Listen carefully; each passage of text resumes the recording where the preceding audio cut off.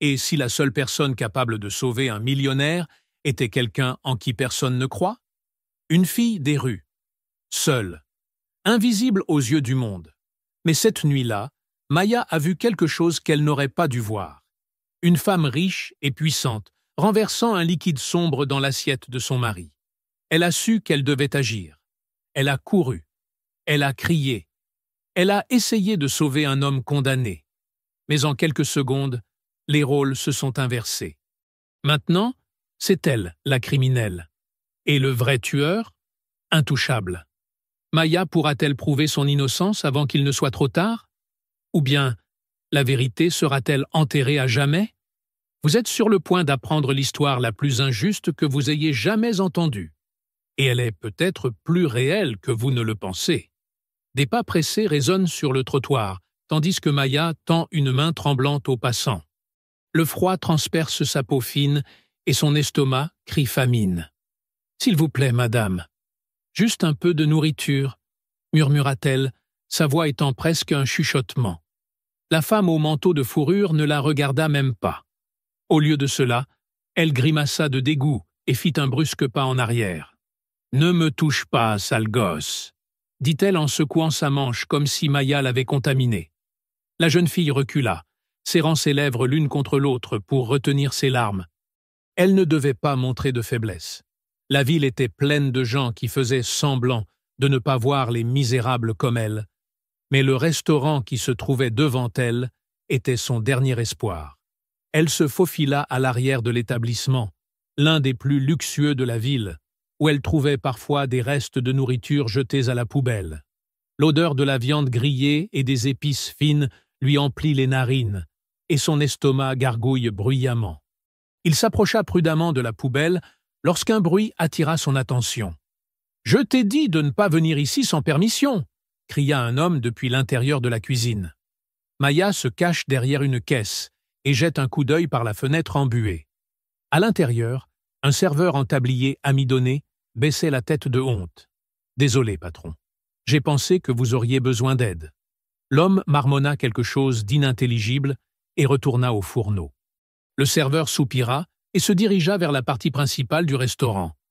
Maya continua d'observer jusqu'à ce que quelque chose attire son attention. Un homme élégant, vêtu d'un costume sombre, était assis à la table centrale. Il tenait un verre de vin qu'il faisait tourner lentement. Son visage était marqué par les lignes fermes d'un habitué du pouvoir. « Le chef a-t-il recommandé ce plat spécialement pour moi ?» demanda-t-il au serveur qui s'approchait. « Oui, monsieur. » « C'est l'un des plats préférés de la maison, » répondit le serveur en posant l'assiette devant lui. Maya s'éloignait déjà lorsqu'un mouvement dans la cuisine la fit sursauter. Une femme vêtue d'une robe rouge entra discrètement. Ses cheveux blonds étaient attachés en un chignon impeccable et sa posture respirait l'assurance. La jeune fille observa, fascinée et alarmée, la femme se glisser jusqu'au comptoir où l'assiette d'éthane était encore en train d'être préparée. Elle regarda autour d'elle, s'assurant que personne ne la regardait. Puis, d'un geste agile, elle sortit une petite bouteille de son sac à main. Maya retint son souffle. « Juste quelques gouttes, et tout sera résolu », murmura la femme en versant un liquide sombre sur la nourriture. Le flacon disparaît à nouveau dans le sac. Le serveur, inconscient de tout, ramassa l'assiette et se dirigea vers le salon. Maya sent la panique s'emparer de son corps. Qu'est-ce qu'elle vient de voir? Les pas du serveur résonnent sur le sol de marbre. Le plat empoisonné n'était plus qu'à quelques secondes d'être servi. « Non !» marmonna-t-elle en se détournant de la poubelle. Son cœur s'emballe. Si elle ne bougeait pas, un innocent mourrait. Mais si elle courait à l'intérieur, qui croirait une fille sale et en haillons? Un serveur tint élégamment le plateau et partit en direction de la salle principale. Maya savait qu'elle n'avait pas de temps à perdre. Elle se précipite. Haletante, elle poussa la porte de la cuisine avec force, provoquant la surprise du personnel. « Stop! Ne mangez pas ça !» Tous les regards se tournent vers elle. Olivia, la femme en rouge, feint l'étonnement. « Que fait cet enfant ici ?» s'exclame-t-elle en portant la main à sa poitrine. Le serveur hésite, tend le plateau, mais Ethan a déjà levé sa fourchette. Sécurité! Cria Olivia.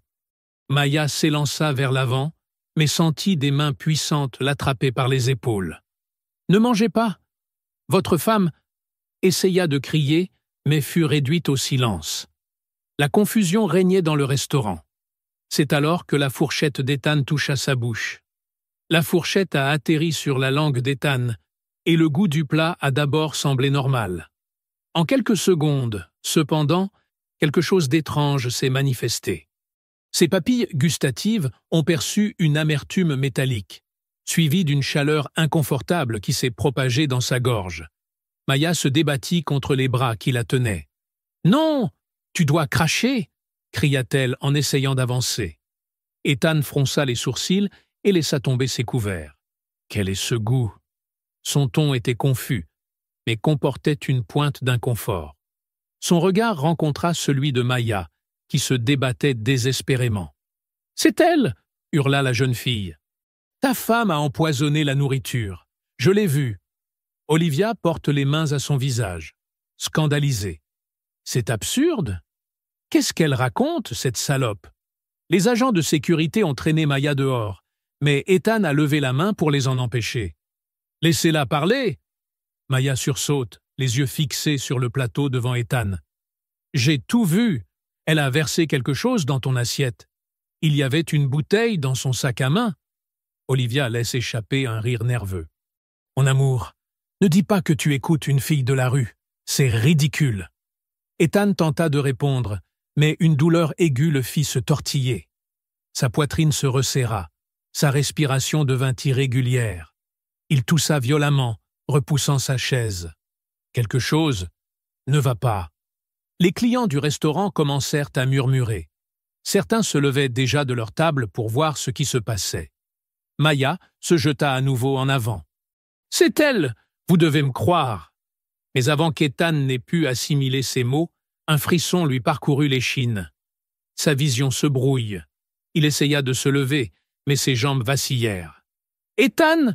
cria Olivia, courant vers lui avec une expression de faux désespoir. Le millionnaire chancela et tomba sur la table, renversant assiette et verre en cristal sur le sol. Le restaurant est plongé dans le chaos. « Appelez une ambulance !» cria quelqu'un. « Qu'est-ce qui se passe? Il fait une crise d'épilepsie. » Maya tente une dernière fois de se libérer. « Vous devez écouter, c'est elle !» Mais les agents de sécurité l'ont maintenue fermement. « Cette fille a mis quelque chose dans sa nourriture !»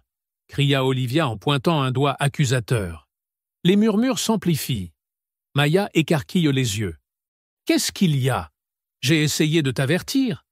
Tu as menti. Je l'ai vue arriver en courant, désespérée. Elle voulait tous nous distraire. » Maya regarde autour d'elle.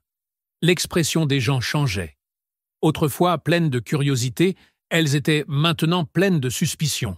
« Non, il faut me croire. » Mais Ethan était déjà à terre, incapable de répondre. Les agents de sécurité l'emmenèrent, tandis que la sirène de l'ambulance résonnait au loin. Les ambulanciers se précipitèrent dans le restaurant, brisant la foule curieuse qui s'était rassemblée autour d'Ethan. Le millionnaire était à terre, pâle, le corps légèrement tremblant. Ses yeux clignotent, essayant de se concentrer sur le plafond orné du restaurant, mais sa vision semble de plus en plus floue. « Il s'effondre !» avertit l'un des sauveteurs en s'accroupissant à côté de l'homme. « Les signes vitaux sont irréguliers. Nous devons le stabiliser maintenant. » Maya se débattait toujours contre les agents de sécurité qui la tenaient par les bras. « S'il vous plaît, il a été empoisonné. Il a été empoisonné. Vous devez me croire. » Le policier qui venait d'entrer dans le restaurant fronça les sourcils en entendant les paroles de la jeune fille. Il jeta un coup d'œil rapide à Olivia, qui était agenouillée à côté de son mari effondré et qui pleurait théâtralement. « Empoisonné ?» répéta le policier d'un ton sceptique. « Cette fille est entrée en hurlant, en disant des choses absurdes, » sanglote Olivia, les larmes coulant sur son visage impeccablement maquillé. « Je ne l'ai jamais vue, mais elle a dû mettre quelque chose dans sa nourriture. » Maya se débat encore plus. « Je n'ai rien fait. C'est elle qui l'a fait. Je l'ai vue de mes propres yeux. » Les gens dans le restaurant se sont regardés et les murmures ont commencé à grandir. « J'ai vu cette fille s'introduire dans le restaurant. Elle était désespérée, c'est louche. Qui peut dire que ce n'était pas une arnaque? Ces mendiants sont prêts à tout pour de l'argent. » Maya se rend compte de la panique qui s'installe autour d'elle. La vérité se déforme sous ses yeux. Vous la croyez? Elle a tout compris. Mais la voix d'Olivia était douce, aigrie, parfaite pour manipuler la situation. Ce qui compte maintenant, c'est de sauver mon mari. Les ambulanciers placent Ethan sur la civière et lui font une injection pour essayer de contenir les spasmes musculaires qui commencent à secouer son corps. Rythme cardiaque incontrôlé, rapporte l'un des secouristes en regardant l'écran du moniteur portable. Il faut l'emmener à l'hôpital immédiatement. L'équipe médicale est partie rapidement et Olivia s'est levée, lissant ses cheveux, avec une expression glaciale, son masque d'épouse désespérée commençant à se fissurer. « Maintenant, occupez-vous de ce criminel », ordonne-t-elle en désignant Maya. Le policier acquiesça, tira la jeune fille par le bras et la retourna avant de lui attacher les menottes froides au poignet. « Vous êtes en état d'arrestation », annonça-t-il sans hésiter. Le sang de Maya se glace. « Non, vous vous trompez !» Elle fut tirée hors du restaurant, sentant les regards de dizaines d'inconnus lui brûler la peau. La pauvre! Ou alors, c'est vraiment une criminelle? Une fille des rues? Qui va la croire? Maya a du mal à respirer. Non seulement elle n'avait pas réussi à sauver Ethan, mais maintenant c'était elle qu'on accusait d'avoir essayé de le tuer. Les lumières rouges et bleues se reflètent sur les vitres du restaurant, tandis que la sirène d'une voiture de police retentit. Le policier ouvre la portière et la pousse à l'intérieur. Maya regarda par la vitre arrière les portes de l'ambulance se refermer dans un bruit sec, emportant Ethan. Elle se pencha en avant, désespérée. « Vous devez me croire. Je voulais juste vous aider. » Le policier claqua la porte et s'assit sur le siège avant, allumant la radio. « Centrale, nous avons une suspicion de tentative de meurtre. Nous l'emmenons au commissariat. » Maya sentit le poids des mots se loger dans sa poitrine. La voiture s'éloigne. Pour la première fois, Maya se rendit compte qu'elle était complètement seule. Le métal froid des menottes brûle les poignets de Maya. L'arrière de la voiture est exigu et l'odeur de vieux cuir mélangée à celle du désinfectant l'étouffe. Elle essaya de contrôler sa respiration, mais le nœud dans sa gorge semblait grossir de seconde en seconde. La ville défilait dans le flou à travers les vitres, les enseignes lumineuses clignotant indifféremment à sa situation. « Vous faites une erreur », murmura-t-il, la voix tremblante. Le policier assis sur le siège passager regarde en arrière, impassible. « Vous avez le droit de garder le silence. Je vous suggère d'en faire usage. » Maya sentit le dégoût monter dans sa poitrine. « J'ai vu sa femme empoisonner la nourriture.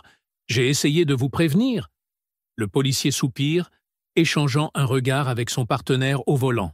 « Et pourquoi devrions-nous vous croire ?» Elle déglutit. « Parce que c'est la vérité. » La voiture s'arrête brusquement lorsqu'ils atteignent le poste de police. Le chauffeur coupe le moteur et ouvre la porte arrière. « Allez, sortez !» Maya tenta de résister, mais les menottes limitaient ses mouvements. « Il faut que tu parles à Ethan. Quand il se réveillera, il vous dira tout. » Le policier lui tient fermement le bras. « S'il se réveille. » Cette phrase l'a frappé comme un coup de poing dans le ventre. Ils la traînent à l'intérieur du bâtiment, où règne une odeur de café éventé et de papier usé. Un agent en uniforme sombre remplit son formulaire, tandis qu'un autre prend ses affaires, qui se résument à une pièce de monnaie, un élastique à cheveux usés et un bouton détaché d'un vieux manteau. Son nom? Maya. Nom de famille? Elle reste silencieuse. Elle n'en a pas. L'officier ricane et écrit seulement « Maya », pas de casier, sur le papier. Elle est emmenée dans une salle d'interrogatoire, où l'attend déjà l'inspecteur chargé de l'enquête. C'est un homme d'âge moyen, à la barbe hirsute, aux yeux fatigués, et à l'air de quelqu'un qui a vu beaucoup d'histoires similaires. « Asseyez-vous », ordonna-t-il en désignant une chaise métallique. Maya s'assit, sentant ses poignets douloureux sous les menottes. « Voulez-vous me raconter ce qui s'est passé au restaurant ?» Elle acquiesce rapidement. J'étais à l'arrière du restaurant quand j'ai vu la femme d'Ethan mettre quelque chose dans sa nourriture. Un liquide sombre. Elle l'a fait rapidement. Mais je l'ai vu. J'ai essayé de vous prévenir. Le détective entrelace ses doigts et penche la tête. Mais personne d'autre ne l'a vu. Pas d'employé, pas de client. Non, elle a attendu le bon moment. Il soupire et prend une tasse de café sur la table. Et pourquoi une fille de la rue s'intéresserait-elle à un millionnaire qui dîne dans un restaurant de luxe? Maya sentit la frustration monter en elle. Parce qu'il allait mourir. J'ai vu quelque chose de mal et j'ai essayé de l'arrêter. Le détective prit une gorgée de son café et poussa un long soupir. Votre dossier ne vous aide plus. Elle cligna des yeux, confuse. Des antécédents? Il poussa un dossier au centre de la table. Vol dans les supermarchés, bagarre avec les vigiles dans les magasins, violation de propriété privée. Voulez-vous que je continue? Maya sentit un frisson remonter le long de sa colonne vertébrale. Je n'ai jamais rien volé. J'essayais juste de récupérer de la nourriture dans les poubelles. L'inspecteur hausse un sourcil. Et ce n'est pas une intrusion. Elle ouvrit la bouche, mais ne trouva pas de réponse. L'homme soupira et referma le dossier. Qu'en dites-vous, Maya? Je suis censé croire qu'une SDF sans histoire crédible s'est introduite dans un restaurant huppé pour sauver un millionnaire qui ne connaissait même pas son existence? Elle le regarde avec colère. Oui, parce que c'est exactement ce qui s'est passé. Le détective reste silencieux un moment avant de laisser échapper un rire sceptique. Si c'est vrai, vous n'avez aucun moyen de le prouver. La porte s'ouvre brusquement. Un policier en uniforme entre. La femme d'Ethan est ici pour témoigner. Le détective se lève et jette un dernier regard à Maya. Voyons ce qu'elle a à dire. La porte se referme derrière lui et Maya sent le désespoir monter en elle. Elle devait trouver un moyen de prouver qu'elle disait la vérité, avant qu'il ne soit trop tard. Maya tambourina ses doigts sur la table en métal froid, le cœur battant la chamade. À l'extérieur de la salle d'interrogatoire, elle entendait des murmures étouffés. La voix d'Olivia résonnait entre les murs, chargée de pleurs et de dramatisation. C'était horrible. Mon mari a failli mourir dans mes bras. Maya serre les poings. L'inspecteur revient dans la pièce, avec des notes à la main. Il l'observe quelques secondes avant de s'asseoir. Eh bien, je viens d'entendre la version d'Olivia. Maya roula des yeux. Et je parie qu'elle m'a accusé de tout. L'inspecteur croise les bras. D'après elle, tu as fait irruption dans le restaurant, tu as crié comme une folle et tu as semé la panique. Elle a dit que personne n'avait vu le poison. Parce qu'elle l'a fait en cachette, rétorqua Maya en se penchant en avant. L'homme soupire. Maya, si tu veux que je te croie, il te faut quelque chose de concret. As-tu des preuves? La question la frappe de plein fouet. Elle n'avait rien. Pas de vidéo, pas de photos, pas de témoins. Je l'ai vu. L'inspecteur l'étudie en silence avant de se lever. Alors, nous avons un problème. La porte s'ouvre à nouveau et le policier de la réception entre. Nous avons déjà la décision du juge. Maya se figea. L'inspecteur prit le document et le lut en silence. Puis il regarda Maya d'un œil neutre.